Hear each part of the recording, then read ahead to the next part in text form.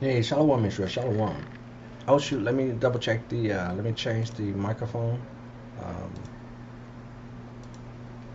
Okay, that should be it. Then double check the audio.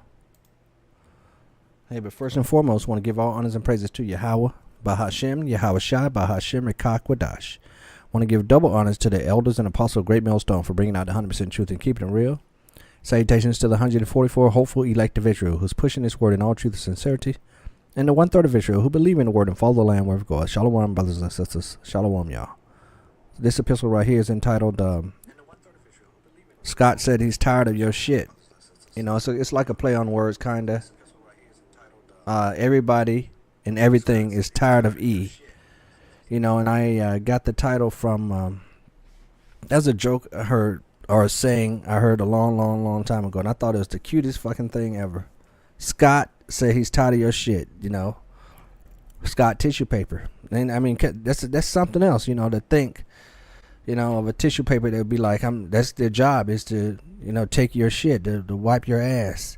But he's tired of your shit. You know, so when this epistle is based off of this comment that I saw on Facebook the other day. Can I bring it up like this? Let me see if I can bring it up like this. This one here. Yeah, this comment right here that I saw on Facebook. It says, so this person said they're not gonna tip their waitress. You know, and I read it. For some reason, I don't do this. I don't. So it was a spirit, really. You know, I don't get into stuff like this. But I read it. You know, and I was like, damn.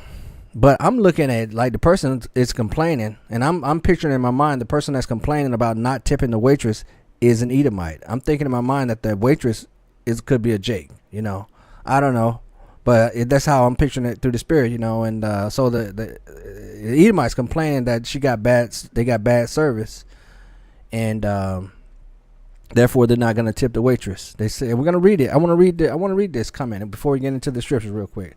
Let's read it. It says, I don't usually make posts like this, but last night was one for the books. You never have a dinner where everything about the service ruins the whole experience. That was me last night. From the second we sat down, the waitress had an attitude. No smile. No. How are you guys tonight? Just a heavy sigh, like we were ruining her night by even showing up. You know, and that's why I said I'm thinking, you know, this is Esau sitting down at the table all over the damn place, always on holiday some damn where, you know, and people have to serve them, you know, as this is their kingdom, this is their blessing, but it's the end of their kingdom. It's the end of their blessing. And they all over the damn place, and people are sick of it, bro. You know, so this waitress, I'm thinking could be a Jake. For the second we sat down, the waitress had an attitude. People tired, bro. People tired. They talking about black fatigue? How about some Edomite fatigue over here? No smile. No. How are you guys tonight? Just a heavy sigh. Because people normally put on a mask. You know, we always have to wear a mask out here. You know, we can't show our emotions that we're tired, that we're, you know, worn out, drained, you know, or in captivity and subject to payments. No, you got to put on a smile and pretend like everything's fine. You know? No smile, no how are you guys tonight. Just a heavy sigh like we were ruining her night by even showing up. I brushed it off at first because maybe she was just having a long shift, but then it got worse.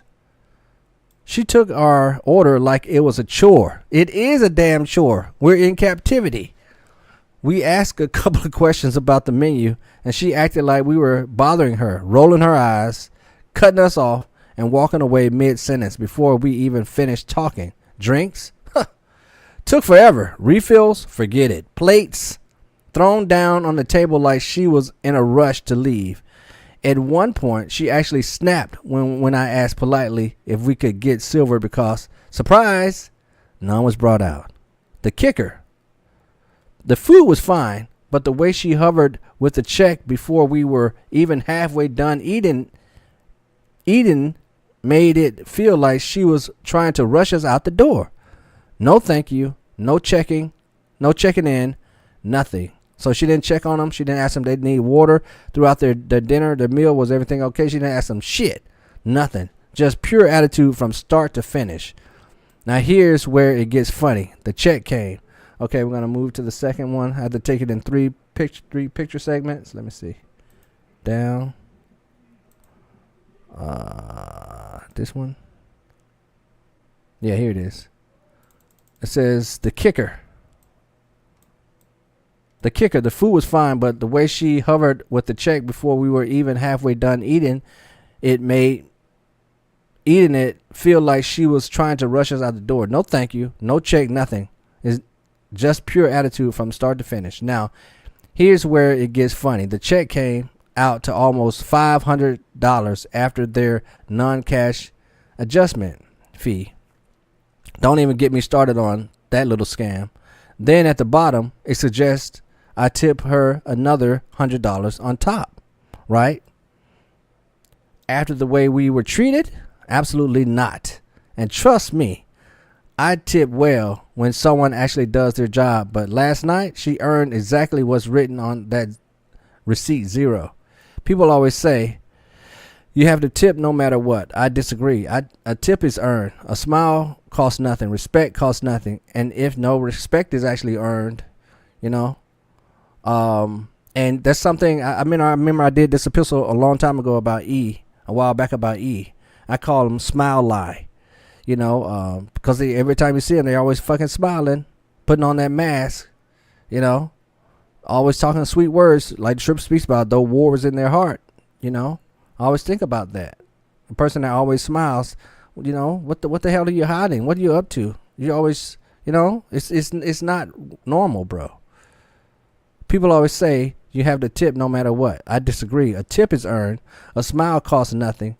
Respect costs nothing. And if you can't bring that bare minimum to the table, you don't accept me to work over, Salaki, to fork over an extra $100 just because it's customary, right? And it says, I didn't leave a tip. And I didn't feel bad about it one bit. Some might say I'm petty, but I say enough is enough. If you treat your customers like trash, don't expect them to pay you like royalty. What do you think? I am wrong here? I was right to finally take a stand. Okay, and then it goes into the, let me see if I can bring it up. The actual here, the actual check here. You know, they show you the $5.90 and you say no tip right here. So, and that's the spirit, 1888, you know, infinity. Yahweh Shem Hashai is all over it, bro. So anyway, I wanted to do an epistle about it because Scott is tired of your shit. Everyone and everything is tired of Esau in this wicked ass world, in this wicked ass captivity. You know, I think this is the book of, did I want to bring this out? Hold on, let me see. No. Hold on. We're going to go right here, Jeremiah, chapter 49, verse 10. But I have made Esau bare. I have uncovered his secret places, and he shall not be able to hide himself. His seed is spoiled, and his brethren, and he is neighbors, and he is not. You know, Esau has been revealed. That man of sin has been revealed. You know, even if people don't know that the so-called Esau Edom, the Caucasian race, is the devil that the Bible speaks of. Even people may not know, you know, that he is, the white man is Esau from the Bible. The spirit, you know, this 100% truth has been this declared on the earth. The vibration is being declared, and everybody, you know, there's a feeling of the end, you know, and everybody's sick of Esau, bro. It's the end of his kingdom. It's like I have seen servants upon horses, and he's an imposter. He's a fugitive and a vagabond, you know. It's everything is coming out. But I have made Esau bare. I have uncovered his secret places, and his, you know, he's been all the things that he's done, the unrighteous decrees, the unlawful dealings, you know, the hatred, you know, he's trying to cover his tracks with the removing of the statues, with the critical race theory. But now, you know, it's all coming out what this man has done, and they're being revealed as a man of sin. They're being revealed as the wicked ass people on the damn earth. Their actions are being revealed. He shall not be able to hide himself. His seed is spoiled, and his brethren and his neighbors, and he is not. You know, and I got, what else have we got up here?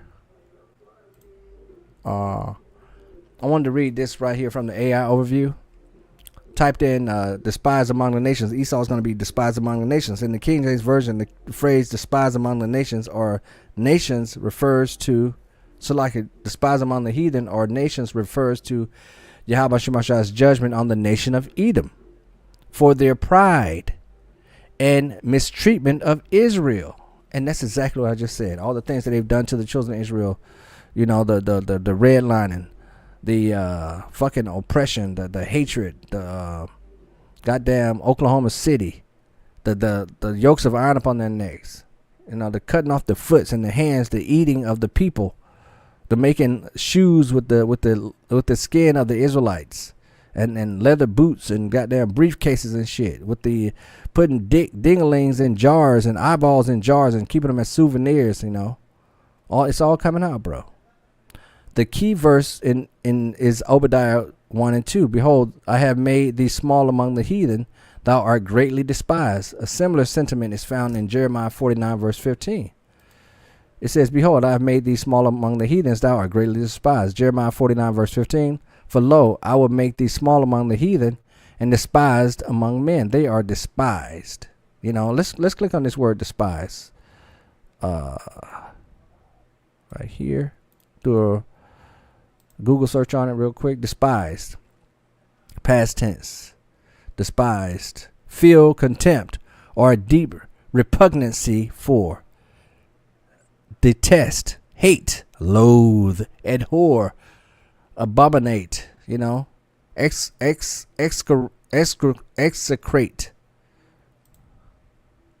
Deploy. Dislike. Scorn. Disdain. Slight. Look down on. Derail, mock, revile, spurn, shun, contentment. So slowly but surely, you know, this is the book of Job chapter 18 verse 18, and like you said, that's the spirit. You know, Yahweh Shemashah is all over this. So if we go back to this if we go back, you know, 1888 infinity, Yahweh Shemashah is all over this. Job chapter 18 verse 18. We're going to start at verse 5 and read down to 18 real quick. Yea, the light of the wicked shall be put out. The spark of his fire shall not shine. The light shall be dark in his tabernacle, and his candle shall be put out with him. It's the end of Esau's kingdom. You know, the Lord is, the so-called Illuminati has been cast down. The Lord's taken away their light. He's kicking them out of rulership slowly. And, you know, when Michael comes back, Michael and his angels fought with the dragon, and his angels are going to be kicked out of heaven. That Lazarus and the rich man is coming into play. There's a changing of worlds that's happening. The steps of his strength shall be straightened, and his own counsel shall cast him down. It's going to be hard and difficult for him to move forward in anything. And his own counsel shall cast him down. You know, the Lord's got Egyptian against the Egyptians, their own tongue falling upon themselves. You know, you got these whistleblowers coming out, spilling the beans about all the wickedness that these people have done throughout the years. You got people, their own family members, you know, saying, "Oh, my family is so racist," talking about how they talk about Jake behind their back. You know, I just saw another video about this Edomite boy that beat up his daddy because he called his friend the N-word. Ah, man, I should have saved that, you know. For he is cast into a net by his own feet, and he walketh upon a snare. The gin shall take him by the heel, and the robber shall prevail against him. The snare is laid for him in the ground, and a trap for him in the way. Terror shall make him afraid on every side, and shall drive him to his feet. His strength shall be hunger bitten, and destruction shall be ready at his side. Right. I want to go back to verse 11. Terror shall make him afraid on every side, and shall be driven him to his feet. You know, because now the devil's coming down, having great wrath, because he knoweth that he had but a short time. He hearing all this judgment that's against them. He hearing that this is the end of his kingdom. Esau is terrified. You know, payback is a bitch. It shall devour the strength of his skin. Even the firstborn of death shall devour his strength. His confidence shall be rooted out of his tabernacle, and it shall bring him to the king of terrors. It shall dwell in his tabernacle, because it is none of his. Brimstone shall be scattered upon his habitation. His roots